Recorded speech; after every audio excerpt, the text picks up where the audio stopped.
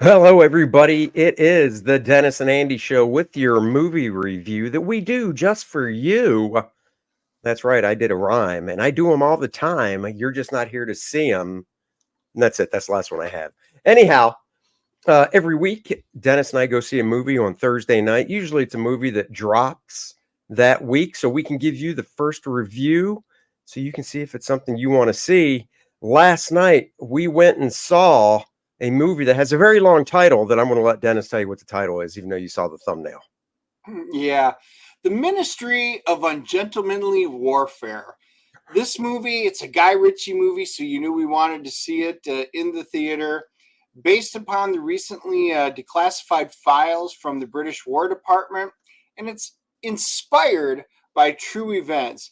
The Ministry of Ungentlemanly Warfare is an action comedy that tells us the story of the first ever Special Forces organization formed during World War II by, of course, Winston Churchill and a small group of military officers, including author Ian Fleming.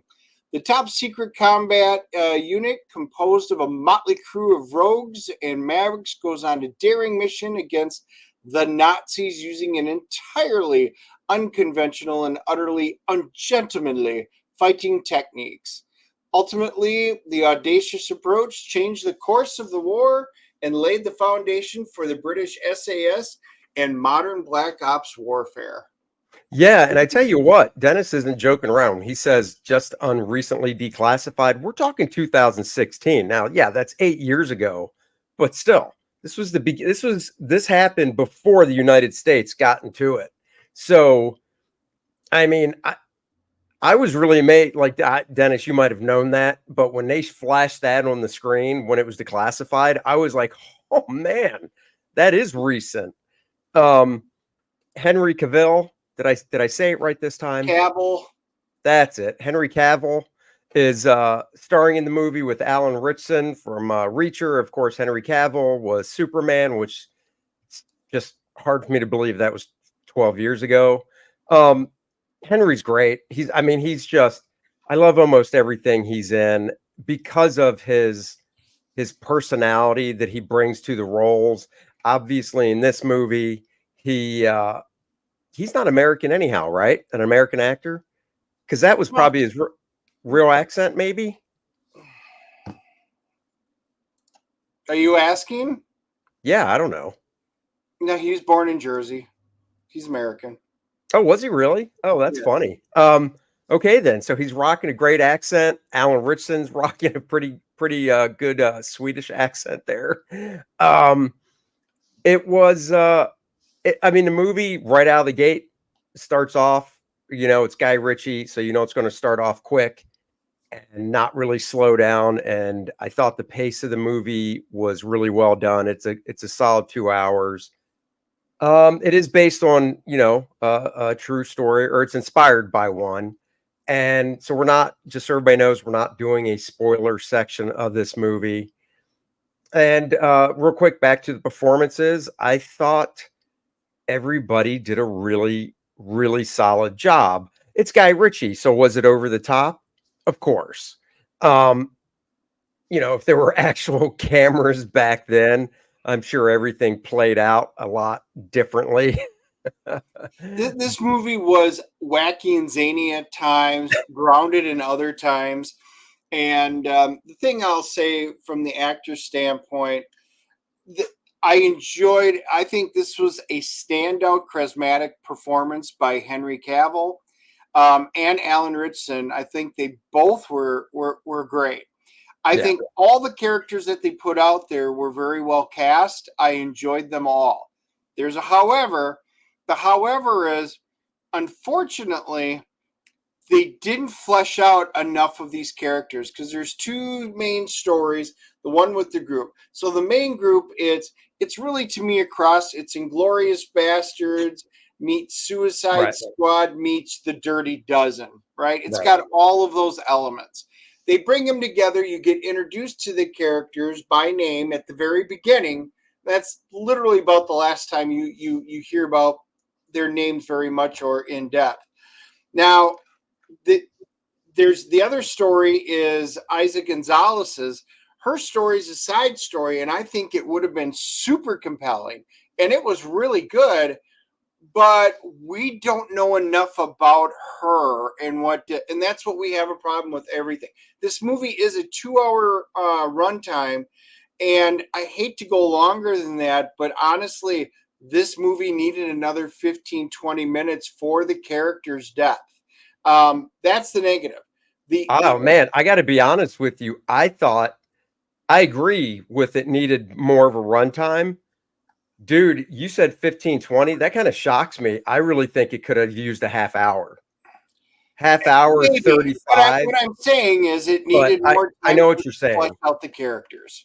Yeah, You because know, with her specifically, um, there was really like, at first you're like, okay, so she's obviously, has a big part to play, but they get to the part. There's a part with her that kind of shows that she knows what she's doing and she can handle herself. And you're like, that's it. I mean, the thing takes maybe, and the scene I'm talking about. yeah, It's with weapons, and it takes maybe 3 minutes of screen time, if that. And you're just like, that's the background on her to explain, and it's right. not really enough to explain. Right, because her side story is compelling. It's Isa and Babs Olosin Mokum, I think is how you pronounce his name.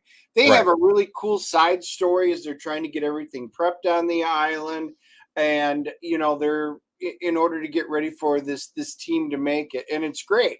And they're the ones that encounter um Heinrich Luhr was his name, and he Mhm. plays the bad guy, the Nazi that's on this island that's in charge of the boat, which is the object. Played by Till Schweiger, who was great, great bad guy. Again, everybody in here, they just needed a little more setup time. If you can get past that, which all of us will, this is an action packed, totally fun, highly charismatic, enjoyable. It is an action comedy because there were a number of times where you just can't help but laugh and realize you're like, wow, did that just happen? That is cool. This was an incredibly immense fun ride. Yeah, compared to like, yeah, I'm blanking on the names of a couple movies that were also inspired by true events, but the basic point I was gonna say is some movies inspired by true events, they really go out of their way to to not put any, keep it as real as possible. Any documentation there was, they're going to try and keep it as real as possible. And you walk out going, that was really good. It was almost like a documentary. Whereas this one, it's Guy Ritchie. So you're going into it knowing it's going to be over the top. So you have to take everything with a grain of salt, except for the things that I'm sure they kept to the key facts, which were, these five guys used a fishing boat as their cover to make their way around Africa or Nigeria, to get to the landing point of where the Nazis had like a base camp where they were keeping this big ship, which the whole point was for them to destroy this ship. Instead, and this isn't a spoiler because it's a real story, instead of destroying it because of things that happen, which you can find out in the movie, they end up basically stealing the ship. So you look at basically like, okay, they went under the ruse of being a fishing boat. Okay, it's this big ship they have to steal. The other little things that happen in the movie, uh, that Guy Ritchie probably was like, look, we're trying to make a good, entertaining action movie here. Let's do this and throw these things in.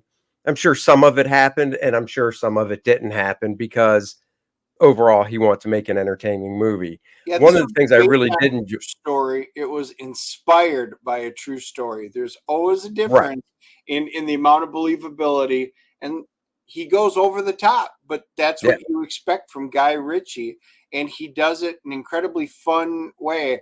And I'm just saying, Isaac Gonzalez, her performance wasn't only really good, alluring, everything that she could do. Kind of think that that could be our future Wonder Woman if the DCU ever reboots itself. I was thinking that too, actually, with her hair and just her overall look. I was like, she could make a great Wonder Woman. Um, One of the things I was going to say too is, uh, God, I just lost my train of thought. Damn it. Well, anyhow, it moved along at a really good pace. It was very entertaining. I liked all the actors. Dennis is right. Rory Kinnear played Churchill, and Yeah, that's also another side. It's a little story with all the behind the scenes going on in Britain and Churchill, how the cabinet and stuff wants to surrender to Hitler. They know they can't hold out, and he plays a great Churchill, and he's like, no, no, we're going to do this, and he realizes that the admirals and stuff of the Navy, they are the ones in control, and he has to sidestep them. With Freddie Fox, who played Ian Fleming, which was just great. Having the backstory of Ian, because this is all a lot of, again, this is all parts of these are completely true. So that was yeah, really great into it. And the ending, when you sat there and it's Guy Ritchie, it's going to get crazy at the end. It does, and it's absolutely fantastic across there. I left the theater feeling very fulfilled after watching this movie. yep. And I remember what I was going to say. It has what I enjoy about movies inspired by true stories.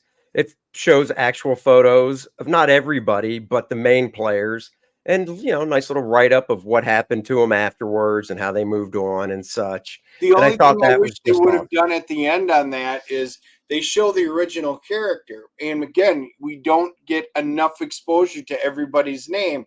That, like, it comes up. Well, we know who Gus March Phillips is, but it's Henry Cavill. I wish they would have showed the original guy and then the actor so you could marry the two, because most people aren't going to, throughout the film, you're not going to remember Alex's name. You're not going to remember Huron's name, and it would have been really nice to do that. It's a little picky thing, but I do love it at the end when you get to find out what happened to them afterwards. Yeah, I mean, Henry Cavill's character was the inspiration for who? Yeah, it James Bond. supposedly was James Bond, yes, which is Yeah. which is fantastic. That's just awesome, and like you said, Ian Fleming being, a character in it, obviously, as soon as you hear that, you're like, "Oh." So, anyhow, that is the quick roundup of it, non-spoiler. We're gonna rate this sucker for you. Because we want Uh, you to go see it. is it who? I don't remember. You can go Your turn. first. Oh, it's my turn. Okay, great. It's my turn. I'm gonna give it 8.0. I thought it was really enjoyable. I could actually watch it again, which is saying something for me. And yeah, I really liked it. I liked the chemistry and everything. And even how we said earlier, character development could have been a little more. I think Guy Ritchie just wanted to get in, and basically, it's about the story and what they had to accomplish compared to, oh, let's do a character driven thing. So there you go. I agree. I we are exactly together on this one. I'm also giving it an 8.0. The little quirks just made you laugh out loud. How Henry Cavill's character, he goes around and he's stealing the jackets, and he's stealing, you see it from there, the cigars. You saw that in the trailer. It's like a running gag throughout the movie. It's great. They do give everybody nice little perks. I love what they did with this movie. This is a great see on the big screen. 8.0. I would highly suggest going to the theater to see this. If you like World War II, if you like Guy Ritchie movies, it will purely entertain. IMDb is giving this a 7.2, which would be about right for IMDb. And Rotten Tomatoes. Oh, Rotten Tomatoes. It's 70% from the reviewers, the professionals, and there is no score at all for us, which is very sad. I've got a feeling it's going to be in the ballpark of what Andy and I are, because it's great. I'm just going to look down at some of the reviews and audience reviews: 5 out of 5, 5 out of 5, 5 out of 5, 4.5 out of 5, 3.5, but no composite rating. So I think it's going to be up there. We have to check in later. Guys, we would never steer you wrong. We are your average Joe moviegoer, so our review scores are the best out there. And you know what else is? Kor-Drath The Awakening. That's right, guys. It is live. The campaign is live. We are, oh my God, look at that. $37 away from $31,000, 399 backers. You could be the 400th backer. And let's keep it going higher and higher. Straight up we'll climb. That's right, Van Halen. If you need a guy, I'm him. Here you go, guys. Kor-Drath The Awakening is the follow-up to the smash hit Kor-Drath The Reckoning. Continuing the saga, Kor-Drath The Reckoning was a nice, good story, had meat on the bones. This one is just taking it even further. Go check it out. Vordoom the Undying was established in the first one is the real big bad that is controlling the Necronite and Lilith. What does he want? Guys, you're just going to have to pick this one up and find out. If you missed the first one, don't worry. You can still get it on this campaign. Once again, we've got multiple covers to choose from. The main cover by myself and Dan Lawless. The homage cover. Bonus points if you can guess where we homaged from. And of course, Bud Root is back with the ever vivacious ladies that he's great at drawing. This time it's Adriana. And if you're going, that's awesome. Why does it ring a bell? Because it matches up perfectly with the Lilith cover he did before. Two nice looking ladies drawn to scale next to each other. Are we starting something here with connecting covers? Maybe. We, of course, are doing another game module written by Dennis. That one also has cover by Bart Sears and Dan Lawless, continuing in that fine tradition as well. So, guys, go check this out. We got preview pages up for you guys to see. More monsters, more badassery in this book. Kor-Drath and Adriana. The quest continues in The Awakening. There is Demise and Dracomort. Dennis, what's that all about? Wow, it's the latest foray into the role-playing saga. Demise and Dracomort has the spawn of a defeated dragon coming back to its original home to take vengeance upon those that killed the mother. And it's going to be a great epic journey and a very fun old school role-playing game module to go through that's in the Shattered Reach that will tie and expand the lore of Kor-Drath's world. You know, it goes great with role-playing games. Minifigs, and we've got them for you. Kor-Drath is the first one out of the gate. You get the 2-inch one. That is the perfect size for role-playing games. You get the 3-inch one, or you get the big 5-inch booty daddy that shows all his fine detail. I drew the concept for it. The sculptor worked right from my drawing, so it's like holding a little piece of me. I mean, a little Kor-Drath in your hands. That's a great add-on you can get. So much more stuff to this campaign. You can get the Kor-Drath The Awakening big box. What is that? It's like it says, guys. It is a box that the featured tier has everything with the Awakening in this tight box, collector's box featuring the homage covers on both sides, a little bit of Kor-Drath main cover on the ends featuring Kor-Drath and Adriana, title on the front. Put it on your bookshelf. Whoops, always flip it the wrong way, and it'll look just like a big fat book on your bookshelf, so you can get that along with it. So much fun stuff to check out. We are very proud of this one as we are continuing to work on it. I'll be drawing pages to it later today. So, guys, go check that out. Next Wednesday on the Dennis and Andy Show, 3 p.m., we've got Mike Barron and hopefully Kelsey Shannon. Mike's going to try to get him out of his hidey hole to appear, kind of like Puxatani fell. Will Kelsey see his shadow? Hopefully. So join us then. And then next week, we'll be back with another movie review. Going to have to figure out what we want to see. Everybody have a great weekend. Great day. It's sunny here. Abigail. Hopefully that'll be the one. That came out too. So we're hopefully going to see that. So until then, everybody, bye-bye. Like, subscribe, and share. Back Kor-Drath. If you've backed it, share it. Sharing is caring. Bye-bye, everybody.